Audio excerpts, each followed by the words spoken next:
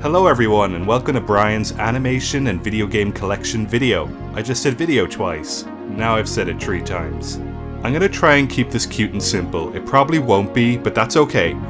Here I am in person, yes, that is my physical form, but I'm gonna do this in voiceover because I'm feeling shy. 3 quick things to note. Please pardon the dust. I try to keep things as tidy as possible.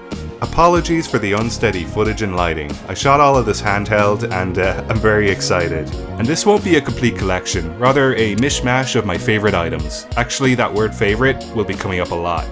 I don't want to disturb too much either, but I'll be rooting through my many drawers, giving my desk buddies a shout out and making sure my keychains and souvenirs are ready to go. Baseball caps, Lego sets, minifigures, and amiibos, all just keeping it real. Time for a warm up first up.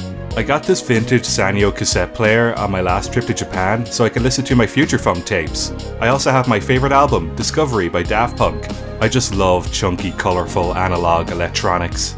I'm lucky to have these signed drawings from Thurp Van Orman, the creator of Flapjack, and Pendleton Ward, the creator of Adventure Time. 2D animation is my choice of medium. I love the legacy that both these shows established.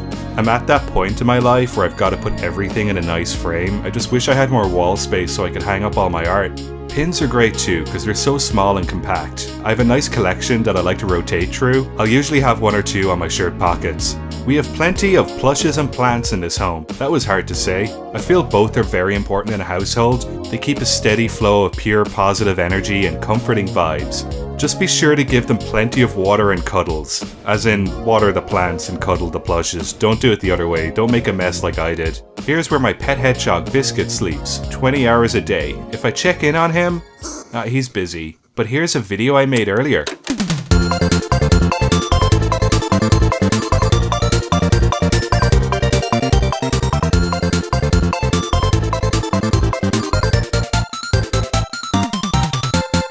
Alright, let's get it out there. I own a lot of visual reference books. In fact, I used to work in an art and design bookshop when I was a teenager, so a fair amount of them have been with me since college. My sweet spot is definitely on character design, mascot iconography, that kind of thing. So let's take a deep dive into some pages. I love this one about a fictional game called Apple Quest. Such a fun and simple idea. I wish this game existed. The photographs of the cute models too. Yum! And yes, that's a comic book adaptation of Space Jam. What were you expecting? Someone has to own this. Why not me? The Game Boy is my favorite system. I have guides and almanacs, old and new. This system existed way longer than it should have, from the late 80s to the 2000s. The tech was definitely outdated, but it didn't matter when they were able to have such a vast library of different genres. When I was a kid on the couch, with my family taking over the TV, it was nice to have a screen all to myself. Of course, there are gems. Wario Land is one of my favorite games ever made, which is why I own the Japanese guidebook of it. I can't read it unfortunately, but it's a 2D platformer, so the language is kinda universal. It's just nice to see the official artwork all in one place. Some of these aren't even in the actual instruction manual. The 1994 classic Donkey Kong is another one. Honestly, very little of this book is a strategy guide, but rather a sequence of surreal color strips about Mario and Donkey Kong having a laugh. There's a whole series of books from this era that I enjoy collecting, all published by Ape. They even include making of sections with lovely photos of the development staff. Super Mario All-Stars is a good mix of your basic walkthrough and then these collages of Mario Mania from the early 90s. Lots of merchandise and branding with these characters in a variety of different mediums. The scanned pencil and ink sketches are there in the Super Mario Kart guide too. Some of these designs are so timeless and contemporary, while others have this nostalgic vibe to them. It's like the attitude and tone of the Mushroom Kingdom hadn't been fully figured out yet. With Super Mario World 1 and 2, they've really pushed the boundaries of what would be considered a typical guidebook. Some of the images have a more abstract expression rather than a defined explanation. I don't know. Going through them just makes me feel all warm and fuzzy. When it came to the next generation of Nintendo guides, there were still a few standouts. While the Zelda Ocarina of Time has what you'd expect, it's really something to have all the 2D artwork in such detail, but then mixing it up with these really unique cover graphics done in a more digital style. Chibi Robo is a game I only played recently, but I wished I'd played it earlier. It set me off on this collecting spree to get anything with his shiny little face on it. I got this guide in particular because it looked so charming and it came with a CD of the soundtrack. This Mario 64 guide is a rare one. and definitely one of the top items in my collection. What's so special about it are the handmade model diorama sets of each of the levels you play. Such an original and creative way to explain it as a walkthrough that also makes you smile. I'm just so glad it exists. I really want to know what happened to these sets after they photographed them. I hope those little lads are doing okay. Actually, this leads nicely into my Donkey Kong manga. Look at this cover art. This one's about Mario arriving at DK Island and helping out the Kong family against the evil King K. Rool. If I was really stuck, I'd try and learn how to read this, but the thing is, the art is so strong that I have a good understanding of almost every panel. It's the same with the Kirby manga series. Of course I own a few volumes, I'm a mega fan. My favourite thing about the manga version of Kirby is how off-model they'll go with the inhabitants of Dreamland. It's so out there and it just feels like its own thing. And yes, I do own a few Kirby art books. Every 5 years they do a new anniversary edition, it seems. The most recent is the 25th anniversary and it's definitely a top-notch presentation of all things cute and pink. It's so sweet to have a comprehensive book that covers the legacy of such a simple platformer series with a pure and charming character. I can remember when I was younger and hoping that Kirby would still be around when I was a grown-up. Any and all official artwork is here. My 3 favourite games are, of course, Kirby Superstar, the multi-pack of shorts that start off super basic and descend into a high-stakes cosmic battle against the genocidal Marks. Kirby Squeak Squad, the thrilling tale of our light puff hero dealing with a villainous gang of nasty mice who've stolen his cake. And Kirby Planet Robobot, in which killer mechs get involved and hilarity ensues. I'm not sure what else. Oh, it's got concepts of various worlds and levels, which is always a plus. Here's to another 25 years of Kirby. You are my favourite video game character. I'm not really into JRPGs, but Fire Emblem is one of my favourite series, although I guess it's more of an SJRPG. I'm just hype about the storylines of clashing kingdoms and rebellions, the huge variety of personalities and abilities, and the tension of those turn-based battles with that permadeath. I'm just so glad it's expanded from this relatively niche set of games to one of Nintendo's biggest franchises. I've been a long-time fan, but what definitely set it off was Awakening on the 3DS, which has a solid mix of classic mechanics and helpful quality of life features. In terms of the cast and narrative, it's all top-notch. Potential romantic pairings like the grim Tharja and the brooding Lon Q fighting side by side are the best. The time-traveling story of the exile Lucina going to the past to rescue her dad Prince Chrom is so fun and ridiculous too. Probably the best Fire Emblem game in the series. Followed by, of course, Super Smash Bros. Ultimate. The collector's edition of Link's Awakening Remake came with this super slick official art book. I'm usually not bothered with collector's edition game bundles, but I'm glad I picked this one up. So much thought and consideration has gone into each page. Just great to see the concept designs of this aesthetic. They really had that mix of sofubi and vinyl toys in mind from the get-go. The island itself is so realised too, especially the village areas. The interiors of all the homes have a sweet balance of neatness and clutter to them. So much personality comes out of these living spaces. Oh, and the bizarre cameo characters such as Richard and Wart, they get their own breakdowns too. It's just such a shame that cursed Kirby enemy design didn't get considered. Such a unique and special game that's also kind of cryptic in places, so it's nice to have a behind the scenes on it. I really hope this is a trend that Nintendo do with other game series. I'd love a legacy one for the early 3D Mario games, the sci-fi world of Metroid, or even Donkey Kong. Just anything with Donkey Kong, please. I also own a few art books by Capcom. They're one of my favourite game developers and they're really open to sharing what they create. Like with Street Fighter, and while I'm not a hardcore player or anything, it is super turbo to have the main series and cameo appearances all celebrated together. This all-inclusive variety of different styles and crossovers with very little getting overlooked. The main cast are so recognisable too, so it's always fun to see these character designs being interpreted in sincere, cute, and sometimes ridiculous ways. I've been a long-time fan of the Metal Gear Solid series, so of course I own a few art books. I've got games 1 through 4 collected into a very heavy double book set, and then game 5 gets its own book, probably because it's more recent. With such a huge cast of serious and ridiculous characters, it's so cool to see them all decked out in each other's company. Ranging from the very young to the very old, it really gives a sense of legacy within the fictional timeline of that convoluted universe of stealth, espionage and giant robots. There's a great mix of official promo material, guidebook art, and so many sketches, the bulk of which are done by longtime collaborator Yoji Shinkawa. What I like the most about this art is that a lot of these loose and interpretive brush designs end up making their way into the final product in some form. The drawings get a bit of digital treatment with some colour and tone added, sometimes a texture or a background too, just to get the original drawing to stand out more. But the core of it is always still left intact, with the energy there from start to finish. And you'd better believe I have a Bloodborne collection. I've got the official art book and the strategy guides for the original game and the Old Hunters expansion. I gotta say though, it's a shame the art book isn't in hardback like the guides. And I wish it was a bit more comprehensive in terms of concepts and designs that didn't make it into the final game. Some of the creatures are so outside the norm and experimental, I'd really like to know how they got there. The locations have a fair amount of attention, which is nice, as that's usually overlooked in a lot of these books. The world of Yharnam is integral to the game after all. I found with the guidebooks there was a lot of visual information I wasn't expecting, these planning style maps, breakdowns of weapon attacks and a full-on bestiary. Honestly, I'd recommend the guides if you ever see them for sale.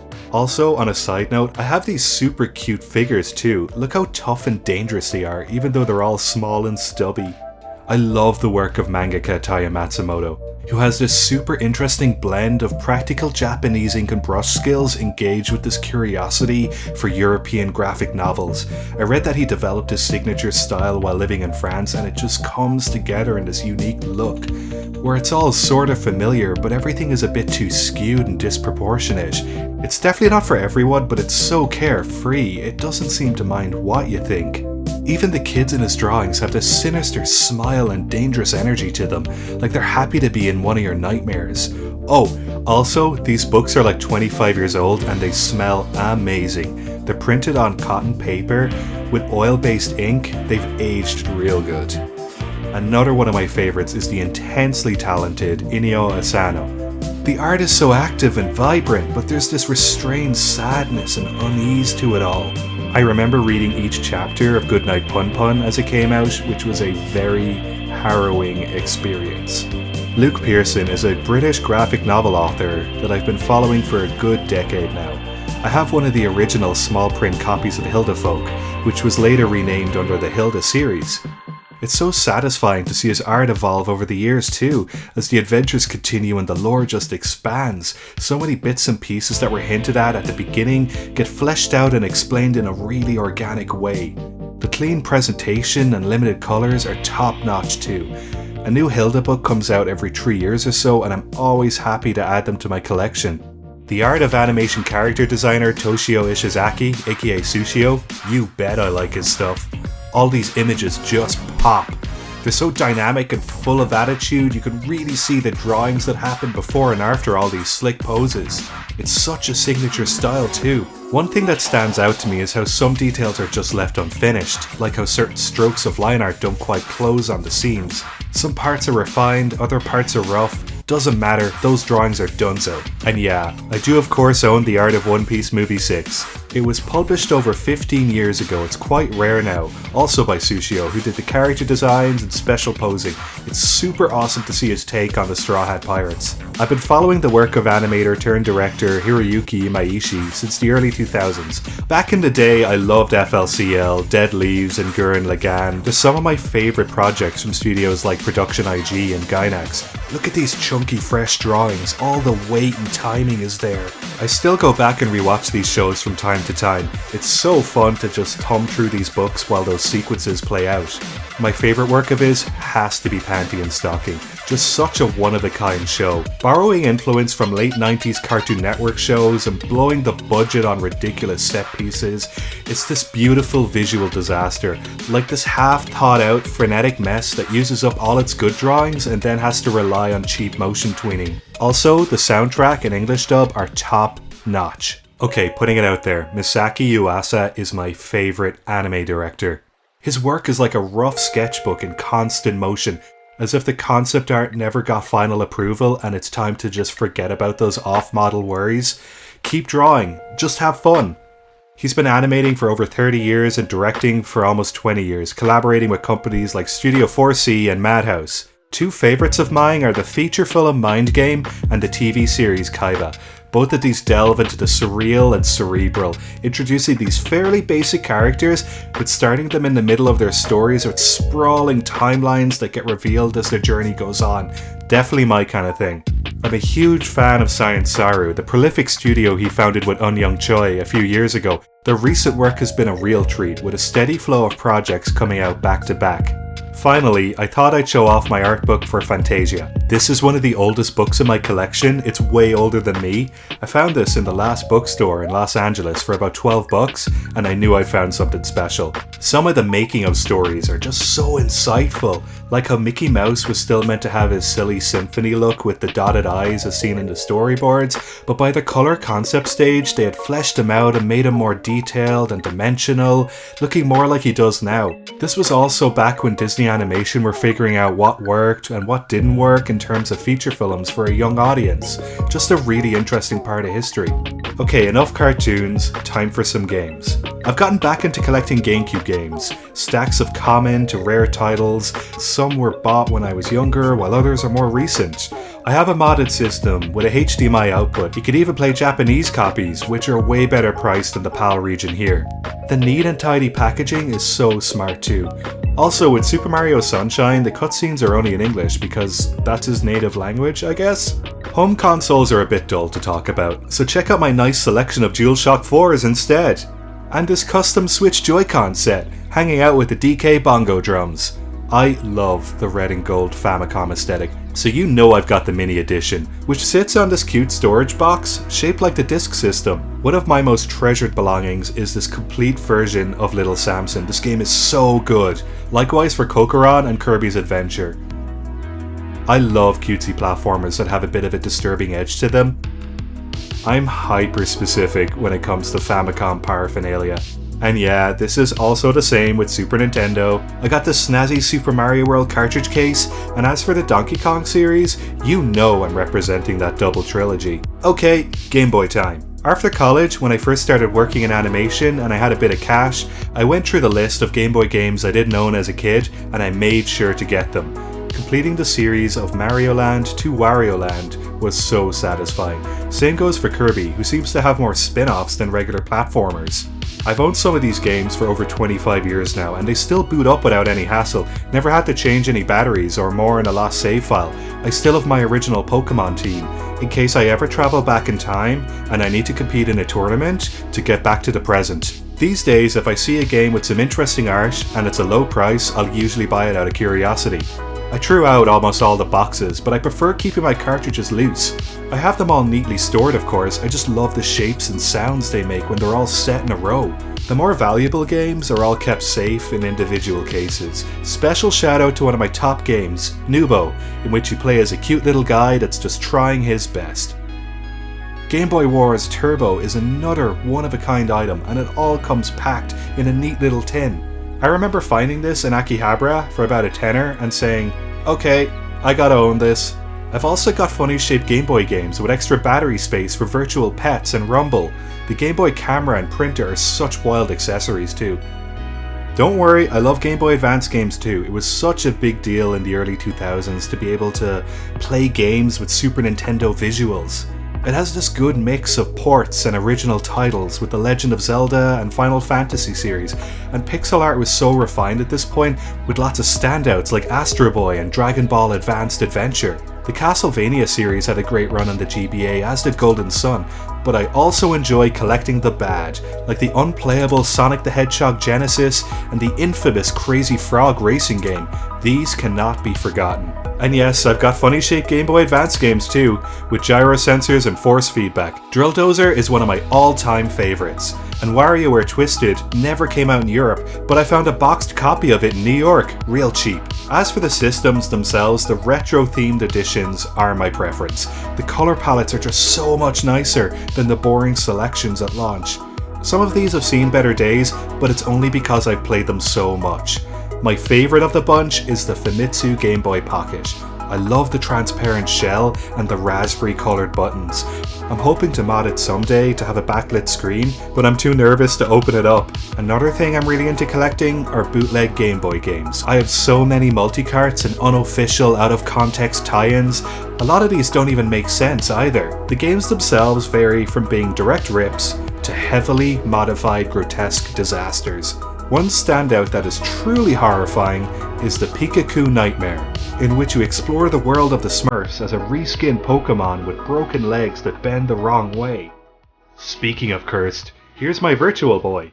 It gets a lot of flack, but the 3D and frame rate are really impressive. There are 3 genuinely good games in my opinion, Virtual Wario Land of course being the best one without a doubt. But hey, if someone wants to hook me up with an English copy of Jack Bros, I'm not gonna say no. I have 2 original multi-screen Game & Watch systems from the early 80s. The horizontal split Mario Bros. And the vertical style Donkey Kong 2. Both are still genuinely fun to play, as well as this cute mini recreation of Cement Factory. Oh, and these official Nintendo Hanafuda cards. I own these for some reason. I've got lots of DS games, but I don't have much to say about them. Might need to wait a few years and let them get a bit more retro.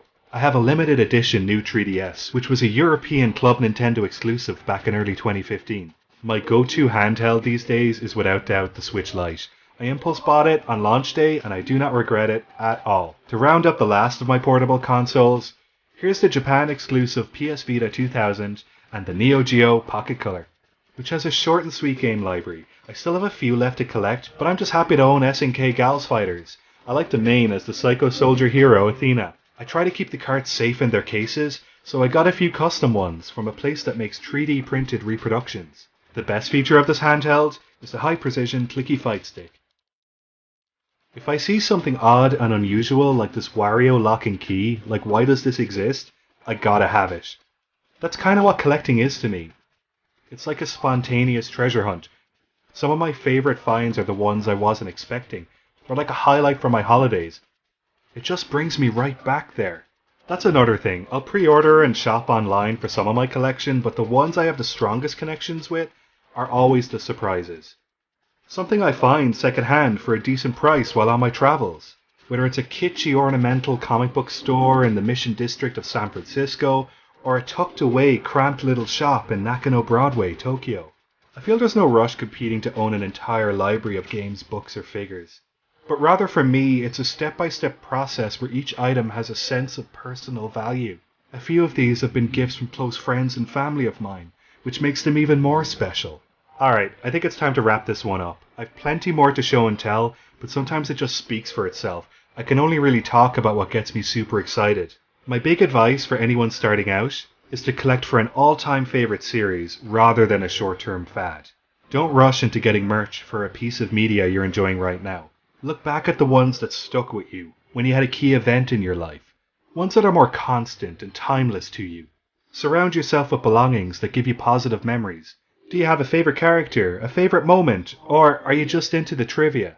Explore and develop your collection in a way that reflects who you are. That's why Kirby would be one of my obvious examples. Sometimes I can't express in words what I really feel, but having that physical awareness inside and out is there. In your own home, at your desk at work, even hanging off your backpack. It's comforting. What makes you feel happy?